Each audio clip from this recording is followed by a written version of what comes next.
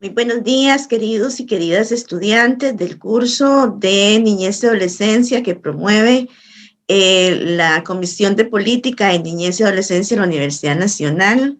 Espero que todos y todas se encuentren muy bien y que estén disfrutando del curso. Hoy toca la segunda participación mía con el tema sobre el interés superior del niño y el modelo, el sistema de protección integral del niño. Eh, Vamos a iniciar con una pequeña presentación con algunos temas importantes de las lecturas para abarcar los temas que se tocan ahí en las lecturas de los autores. Entonces, aquí estamos. Como dijimos, el primer tema que vamos a tocar es el interés superior del niño en la Convención Americana de los Derechos del Niño. ¿Qué es, digamos, la centralidad de esta convención? En la centralidad o el punto o la meta que tiene esta convención es la satisfacción integral de los derechos de los niños y niñas, y ¿verdad? Es importantísimo porque ahí se establecen todos los derechos que los niños y niñas tienen. Es una amplia garantía, ¿verdad?, que se establece ahí para el cumplimiento de estos derechos y también es una norma de interpretación. Aspectos generales de la convención. Tenemos varios aspectos generales de la convención. Bueno, esta fue establecida en 1989, ¿verdad? Que fue la culminación de un proceso, esto como todo, como siempre, cuando se establece un cuerpo legal, siempre esto lleva un proceso de años, ¿verdad? Para constituirlo, para establecerlo, ¿verdad? Y su eficacia y protección deriva del vínculo de la protección integral de los derechos de los niños y de los derechos de los niños, pero del antecedente que está primero, que es el de los derechos humanos. O sea, los derechos humanos de los niños y niñas. El principio de igualdad es una idea central, ¿verdad? De los derechos humanos que se aplica a todas las personas, incluyendo a los niños. Esta convención lo que hace es incluir a los niños en forma muy concreta sobre sus derechos humanos. El derecho de la infancia y adolescencia, ¿verdad? En América Latina implicó una serie de concreción de mecanismos para hacerlos exigibles y concretos en su cumplimiento. Los niños y niñas tienen una supraprotección o protección complementaria fundamentada en la protección jurídica general de los derechos humanos. Entonces, el convenio, ¿verdad? La convención, lo que hace es una síntesis de estas normas, ¿verdad? De estos instrumentos de derechos humanos en general y de principios y derechos propios vinculados a los derechos de la infancia. Y es muy importante que se va a considerar lo que se va a llamar el principio del interés superior del niño. ¿Qué es el principio del interés superior del niño? El interés superior del niño tiene la finalidad de otorgar una amplia tutela efectiva a los derechos del niño en un marco de seguridad jurídica. O sea, eso es lo que pretende, que se considere el interés del niño y su derecho, su cumplimiento. Es una norma fundamental con un rol jurídico proyectado a políticas públicas, ¿verdad? Y al desarrollo de una cultura igualitaria. ¿Igualitaria por qué? Porque se pone en situación de paridad de los derechos humanos en general de las personas adultas. Es un principio rector que viene y guía la convención y toda la normativa en materia de niñez. Debe darse una interpretación de este principio que concilie el interés con una protección efectiva. Como dije, de eso es lo que se trata, de que se dé un efectivo cumplimiento de los derechos establecidos.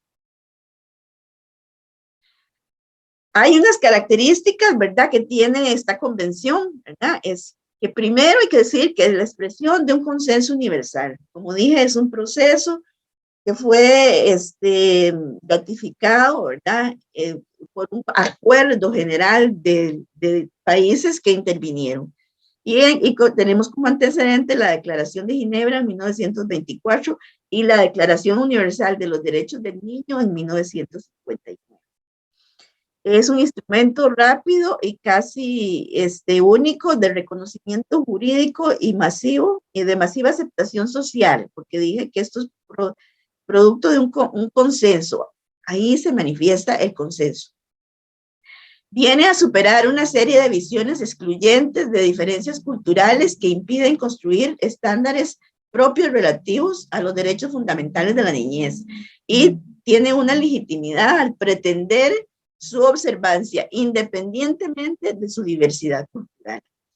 Es decir, el interés superior del niño va a estar por encima de diferencias culturales. Lo que priva es ese interés, ese derecho que el niño tiene.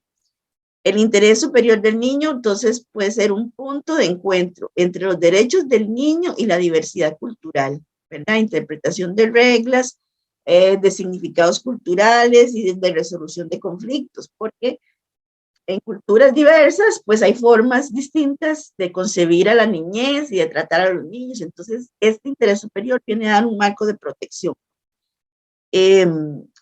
a estas consideraciones culturales que hay, que tienen que ceder cuando entran en conflicto con este interés. Y este es un interés, en este interés lo que hay que ver es la protección del derecho humano del niño o la niña. En atención a este interés superior, es que otorga esta protección prima o debe estar por encima de cualquier consideración cultural que los afecte y sobre cualquier beneficio que se diga a favor de la colectividad. Por eso este consenso incorpora derechos y deberes de los padres y del Estado frente a los niños, al desarrollo de los niños, que es lo que va a estar en supremacía. Las políticas públicas tienen que estar direccionadas a la infancia, tienen que estar considerando este principio, ¿verdad? Y los límites de intervención del Estado. La protección del niño de todas formas de amenaza o vulneración de los derechos fundamentales. La obligación de los padres y del Estado y de la sociedad en general a adoptar todas las medidas para dar efectividad a esos derechos. Como digo, en el fondo, lo que hay en el interés superior del niño es que se vea, ¿verdad? Y se considere, se tenga la obligación de considerar ese derecho. Ahora, el interés superior del niño, bueno, ¿para qué sirve? Bueno, sirve para resolver, ¿verdad? Hay que tenerlo como premisa para resolver conflictos de derechos en los que se ven involucrados los niños en el marco de una política pública. Y también es una protección efectiva a través de un conjunto de mecanismos que se establecen y conforman las políticas jurídicas y sociales. Entonces, está ahí involucrado tanto en la política pública como en las políticas jurídicas y sociales que se establecen. Esta convención, ¿verdad? Va a venir entonces a reafirmar el reconocimiento de los derechos del niño como personas humanas. Muy importante, es una reafirmación. Va a ser un instrumento contra la discriminación y a favor de un igual respeto y protección de todas las personas, que va a ser como un criterio básico para comprender el sentido y alcance de este principio del interés superior del niño. También va a venir a especificar estos derechos para particulares circunstancias de la vida, de la infancia y de la adolescencia. Va a ser la convención también fuente de derechos propios de la infancia y de la adolescencia. Es también el conjunto de principios que regulan la protección conjunta de los derechos de los niños y adultos y sus derechos y deberes recíprocos, porque ahí pues siempre hay un derecho que se puede contraponer a un derecho del adulto, como es el caso, como son los casos de derechos que se contraponen en situaciones de padres con respecto de los hijos, ¿verdad?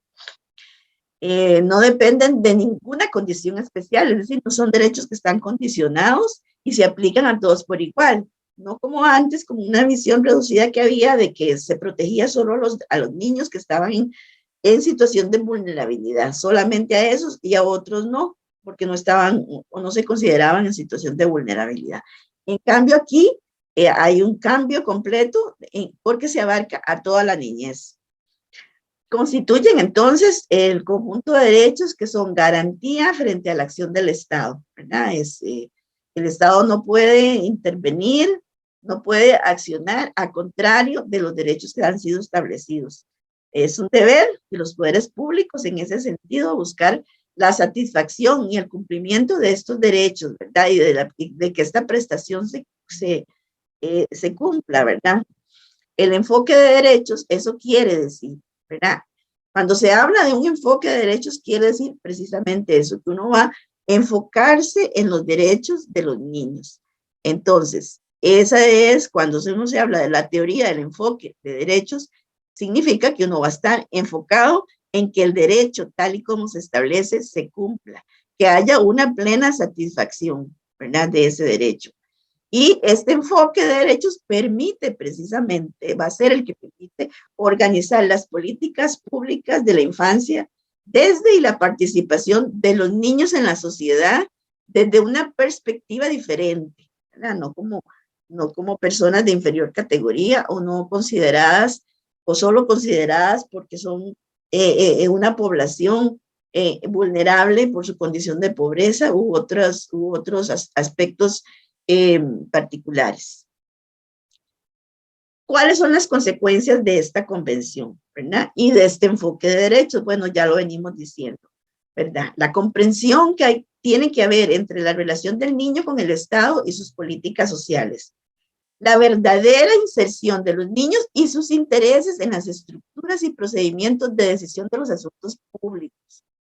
Es un ordenador, viene a ser la convención, un ordenador de las relaciones entre el niño, el Estado y la familia. Viene a reafirmar a los niños como personas humanas que tienen iguales derechos que todas las personas. Viene a especificar esos derechos para particularidades de la vida y madurez de los niños. Establece derechos propios de los niños como los derivados de la relación paterno-filial o los derechos de participación. Por ejemplo, el derecho que tiene el niño a compartir con su padre, con su madre, de ahí se derivan los derechos de regulación de visitas, por ejemplo, o otros derechos de ser alimentado, ¿verdad? El derecho a tener a exigir alimentos de sus padres, la pensión alimenticia, que no solo es de alimentos, que incorpora todo lo que tiene que ver con recreación, habitación, educación, salud, recreación, todos esos derechos que se incorporan en lo que es la pensión alimentaria, por ejemplo.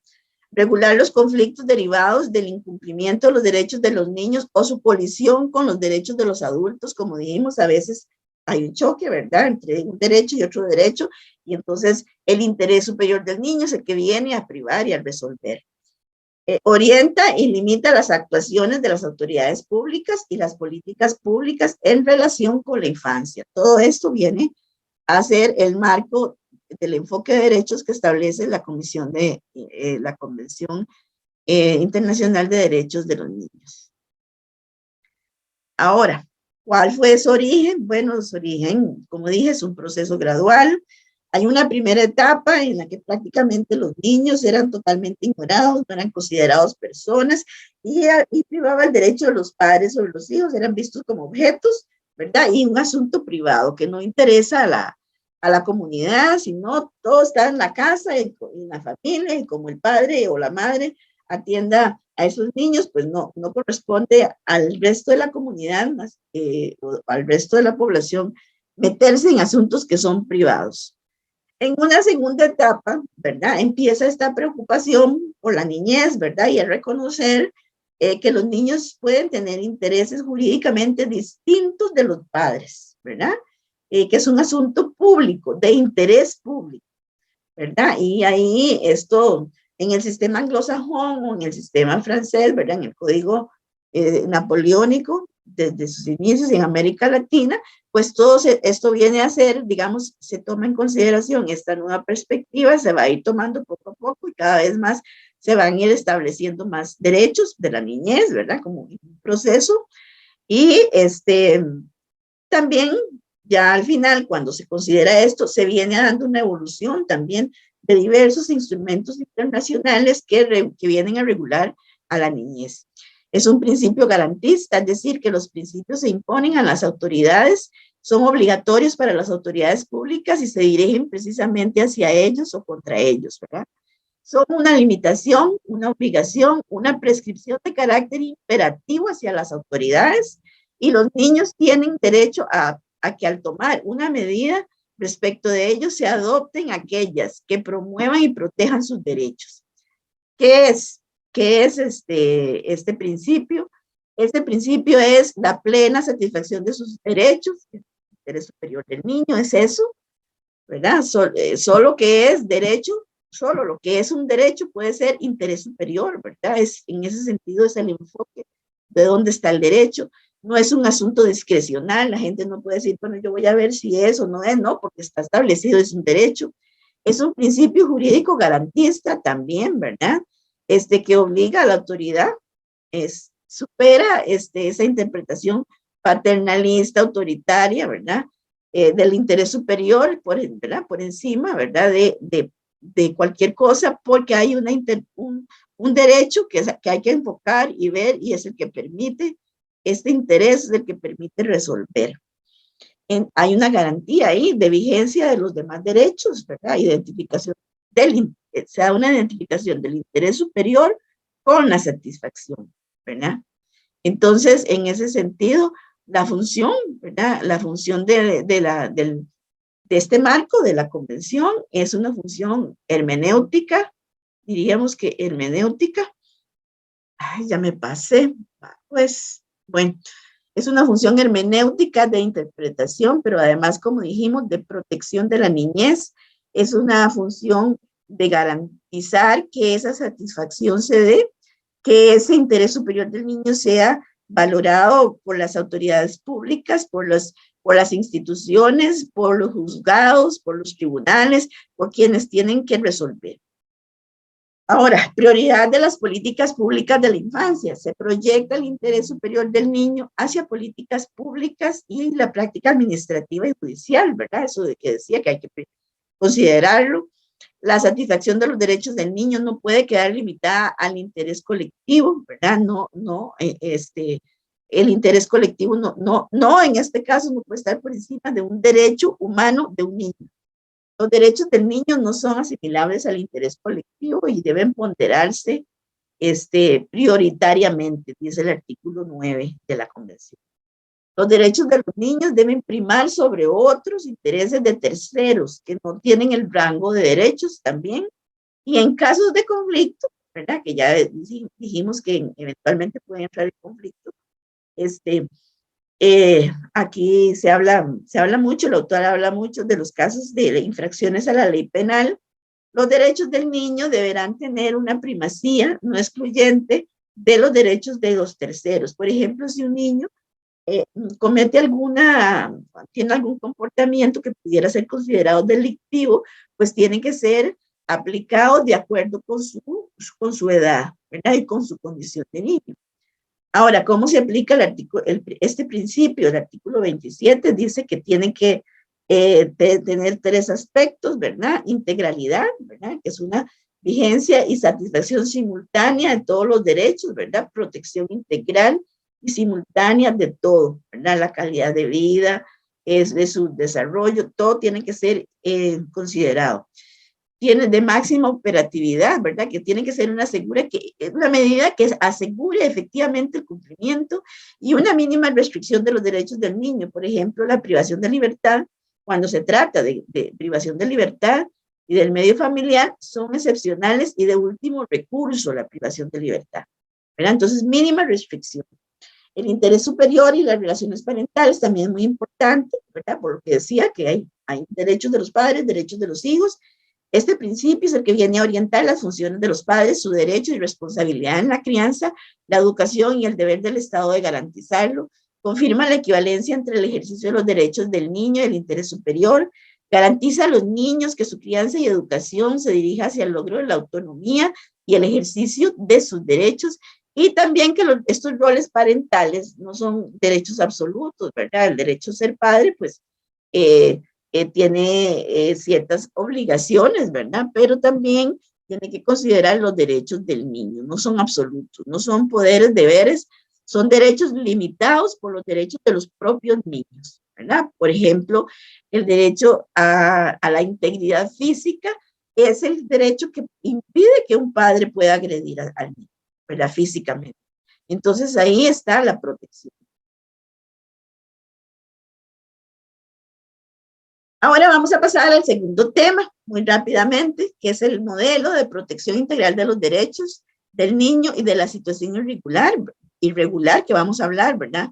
Un modelo para armar y otro para desarmar, dice la autora, ¿verdad? Esto tiene que ver, este modelo tiene que ver con todo un sistema de aplicación, de convenios, de leyes, de normativas internacionales, de leyes propias y específicas. Es un modelo de protección integral que se tiene que coordinar para lograr una efectiva protección de los derechos de la niñez.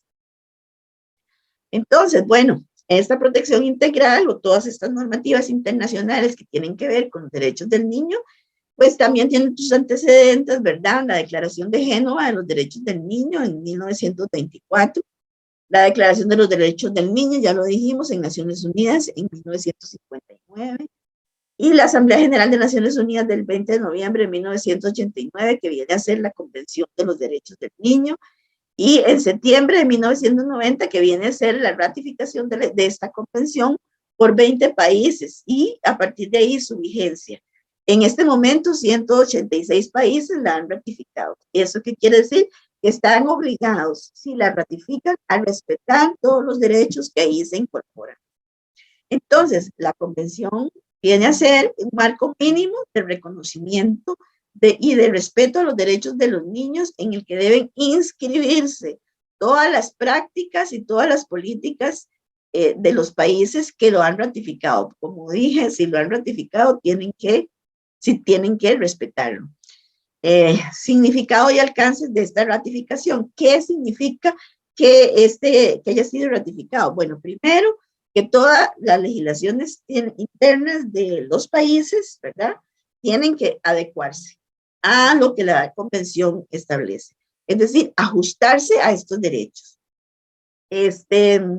Esta convención es, como lo dije, ha sido de mucha aceptación, ¿verdad? Y es un consenso, ¿verdad?, considerando esta población como más vulnerables en relación con violaciones a derechos humanos y que requieren una protección específica, porque sabemos que los niños y las niñas, pues, ellos necesitan ser protegidos de lesiones a sus derechos, de violaciones a sus derechos, que con mucha frecuencia se dan. En nuestro país, por ejemplo, la estadística de niños que son ingresados al Hospital Nacional de Niños por agresión es increíble. 7 niños diarios ingresan al Hospital Nacional de Niños agredidos. ¿Y eso qué significa? Pues que no se está cumpliendo, ¿verdad?, esta convención, no se está cumpliendo sus derechos, que los padres seguimos viendo a nuestros hijos como de nuestra propiedad, como si fueran objetos, y que tenemos que cambiar toda esa percepción. En América Latina se ha provocado la discusión en términos de ciudadanía y de derechos de los niños también, ¿verdad?, si son ciudadanos o no. Ha habido mucho proceso de discusión, y se ha pasado de lo que se llama situación irregular a la doctrina de la protección integral. Entonces, de la idea de que son menores, ¿verdad?, de considerar a los niños como incapaces, ¿verdad?, como personas que no pueden ni opinar, ¿verdad?, de personas a los que nosotros tenemos que manipular, digamos, porque ellos no tienen ninguna capacidad, que son como incapaces, ¿verdad? Entonces, esta doctrina de la situación irregular, de considerarlos como menores, pasa a otra en la que ya se les ve a ellos como sujetos, no como objetos, como sujetos con plenos derechos que tienen y que hay que respetar. El proceso de reconocimiento de estos derechos, ¿verdad?, en el contexto latinoamericano se diferencia de otros en otras latitudes del mundo, ¿verdad? Pues aquí todavía no se ha declarado la inconstitucionalidad de muchas leyes de menores que todavía persisten en ver a los niños desde la perspectiva de la situación irregular. Se dice que en América Latina, ¿cuáles han sido los resultados de la ratificación? Bueno, hay un grupo de países en los que la ratificación no ha tenido ningún impacto, es como si no se hubiera ratificado. Hay otro grupo, ¿verdad? Y ese es el grupo A, que dice la autora. Hay otro grupo, ¿verdad? Que que está llevando a cabo un proceso de adecuación formal de leyes internas, ¿verdad? De acuerdo, tratan de ponerla de acuerdo con la normativa de la Convención Internacional, ¿verdad? En códigos y leyes integrales relacionados con las políticas públicas, ¿verdad? Y aquellos que tienen que ver con la intervención judicial, como aspectos de derecho de familia, como aspectos que tienen que ver con el derecho penal y la infracción de los menores, ¿verdad? Esta, digamos, una adecuación formal. Después hay un grupo de países que ya han hecho una adecuación sustancial de las leyes, ¿verdad? Digamos, ya más sustancial, más profunda, más real de las leyes internas, de acuerdo a los postulados de la Convención y de las normativas internacionales. Y entonces, pues han hecho en este marco, en el marco de la Convención, internamente, han adecuado las leyes y los códigos de familia, ¿verdad? Sobre algún tema específico, ¿verdad? Como el tema de adopción, como el tema de interrelación familiar, como el tema de identidad, sobre las leyes sobre responsabilidad penal, ¿verdad? Y entonces está la jurisdicción de penal juvenil, por ejemplo, aquí en Costa Rica, ¿verdad? Y todo lo que tiene que ver con lo penal juvenil, cómo se hace una aplicación específica para este grupo, ¿verdad? Y sobre temas particulares. Críticas, bueno, en ambos casos no se está cumpliendo a cabalidad el compromiso asumido por la convención, pues como lo decía, siempre hay como queda un vestigio de ver a nuestros niños como cosas, como de nuestra propiedad, como que tienen que hacer lo que uno dice y ser lo que uno dice, ¿verdad? No respetar muchas veces, no escucharlos, no considerar su opinión. Esto ha ido cambiando en los últimos tiempos, porque, por ejemplo, en los juzgados a los niños se les pide opinión, por ejemplo, ya a cierta edad, con quién quiere estar, si con el papá o la mamá, con quién quiere permanecer en custodia.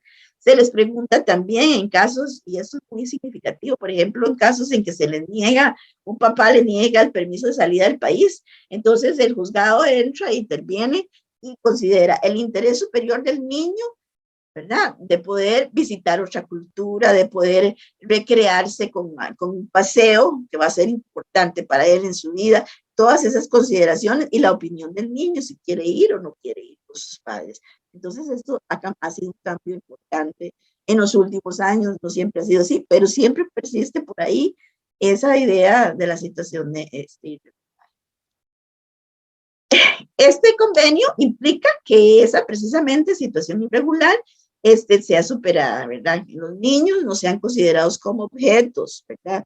Ni definidos en forma negativa como aquellos actores sociales que son incapaces, que no tienen, que no pueden, ¿verdad? Ellos, sino como personas con derechos efectivos. Y esta superación pues tiene ciertas características importantes, ¿verdad? El uso de criterios criminológicos y positivistas, ¿verdad? En un sistema de justicia de menores que justifica las reacciones estatales frente a los infractores, ¿verdad?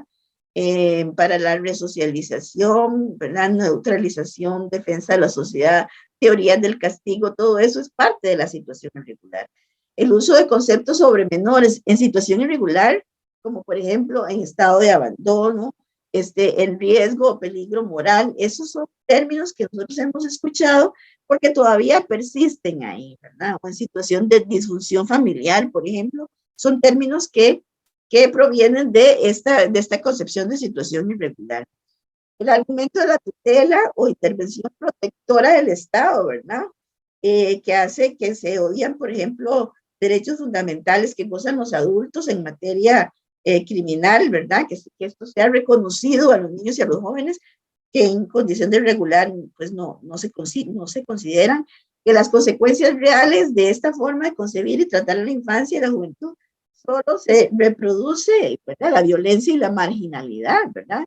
Y la función que se atribuye a los jueces de menores, quien deja de cumplir ya funciones de naturaleza jurisdiccional para cumplir otras más de políticas sociales, de provisiones de las leyes de la situación irregular, que es de naturaleza tutelar o asistencial. O sea, más bien esa idea del juez protector que va a asistir al niño, pasarlo más bien a una idea de naturaleza jurisdiccional donde lo que toca es aplicar la ley. Aspectos centrales, los niños y las niñas aparecen como objetos de protección, ¿verdad? Esto ya en la visión de protección integral. Ya se dejan de utilizar las categorías vagas, como esas que decía yo, que son niños en estado de abandono, que son en situación de riesgo, que vienen de familias disfuncionales, todo eso, ¿verdad? Se empieza a cambiar. Ya la situación irregular, determinada por sus condiciones personales, ¿verdad? Familiares, sociales, niños en condición de pobreza, de vulnerabilidad, ¿verdad? Ya eso cambia también. Va a existir una división entre aquellos que están atravesados por la tutela legal, ¿verdad? Y los que están fuera de la familia. Todo eso, ¿verdad? Todos son aspectos que son considerados para este cambio, ¿verdad? La protección es de los menores en sí mismos, eso también cambia. La protección, ¿verdad? No es en sí mismo, sino ya hay una protección que garantiza un interés superior que garantiza esta protección, ¿verdad? Incluye la idea de incapacidad en esta situación irregular, ¿verdad? Todo esto se pronuncia a partir de las deficiencias que puedan ver. Bueno, todo esto se va a ir cambiando, ¿verdad? Esta situación irregular de ver al niño en su condición de incapacidad y el juez y el Estado como protector, como un buen padre de familia, como aquel que tiene facultades y discreciones para decidir lo que el niño, ¿verdad? El niño o el niña es, ¿verdad? En cuanto a la imputación de sus delitos, en cuanto a su relación parental, en cuanto a todo lo que tiene que ver con sus derechos, eso cambia, esta perspectiva cambia. ¿Verdad? Bueno, aquí un poco el origen, ¿verdad? De la Convención Internacional sobre los Derechos del Niño, ¿verdad? Es el origen de la protección integral está ahí, en esta convención. Representa este sistema de protección integral la expresión de muchos acuerdos e intenciones de la comunidad internacional en esta materia, ¿verdad? Este sistema de protección.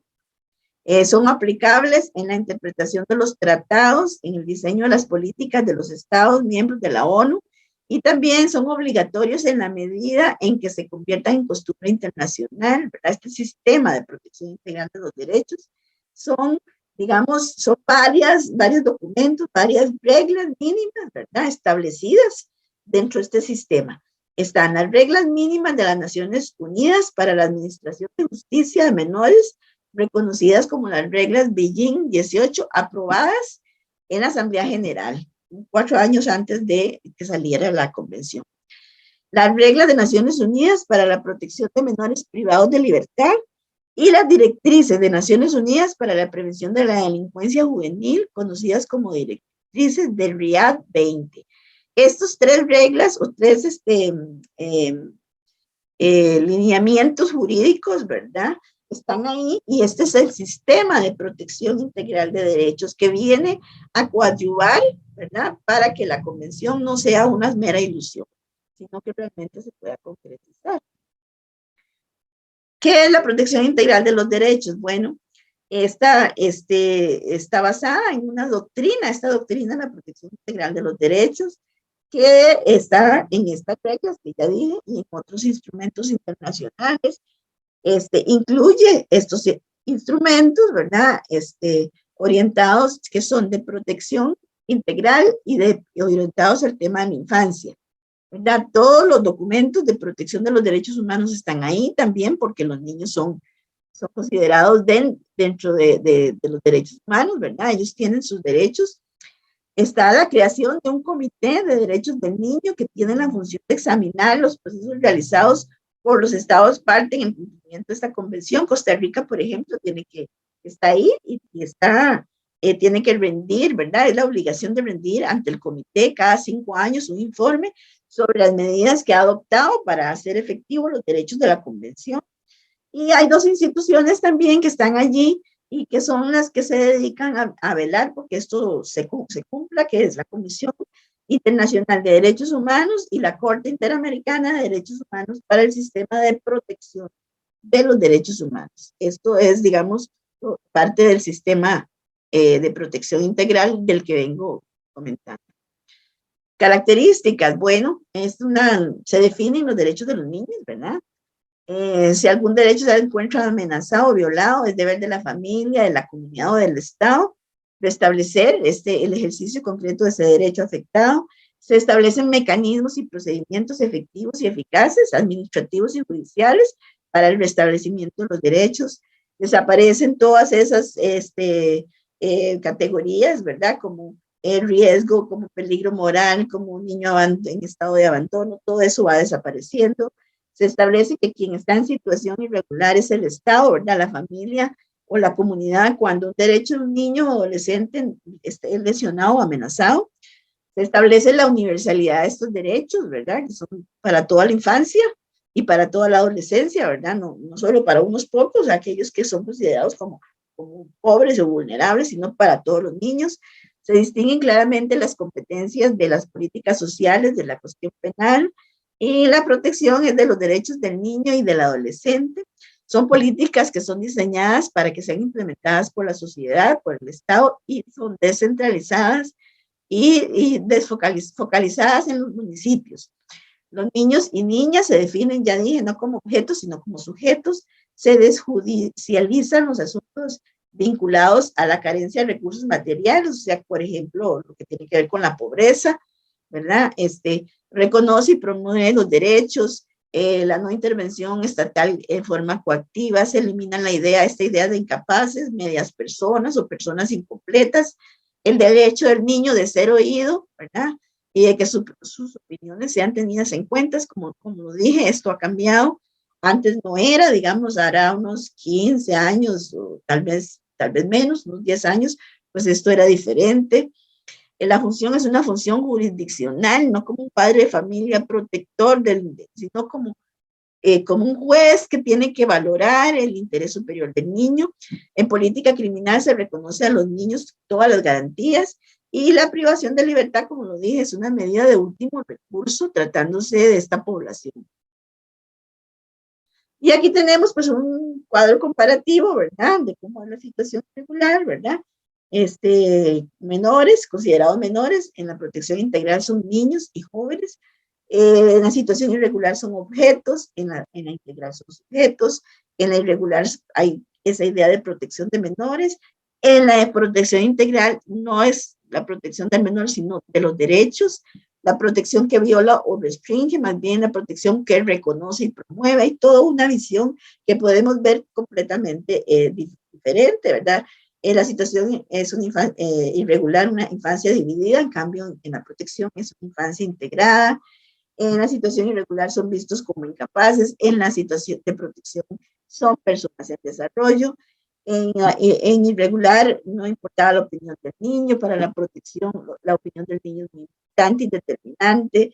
En la irregular la situación de riesgo, peligro moral es lo que cuenta, en cambio aquí lo que cuenta son los derechos amenazados o violados. En fin, hay toda una perspectiva, todo un cambio que ustedes vienen viendo de cómo se concebía antes y cómo se concibe dentro del sistema de protección integral de los niños.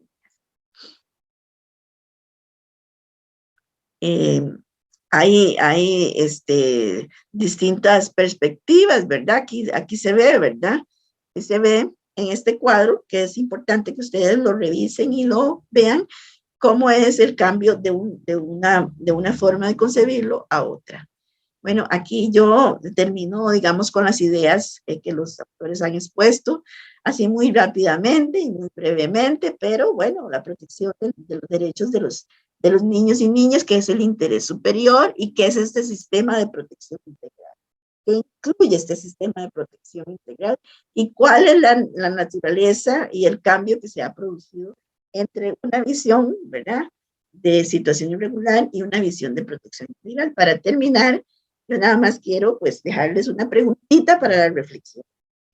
Y es cómo poder sensibilizar a las personas que conocemos que los niños tienen derechos, ¿verdad? Y que esos derechos son o deben ser considerados a través de un principio rector que es el interés superior del niño, y que ese interés superior del niño significa la satisfacción de ese derecho. ¿Y cómo aplicar esto que acabamos de aprender en nuestra cotidianidad? Bueno, yo espero que, aunque sea así tan breve, pues haya podido dar algunas pistas y aclarar algunas cosas con respecto a estos dos temas. El tema del interés superior del niño, que es la satisfacción, ¿verdad?, del derecho, y el tema de protección integral, que es este sistema, ¿verdad?, de normas, de principios y de cambio de perspectiva que viene a hacer que realmente estos derechos se cumplan. Bueno, muchachos, espero que tengan un lindo día.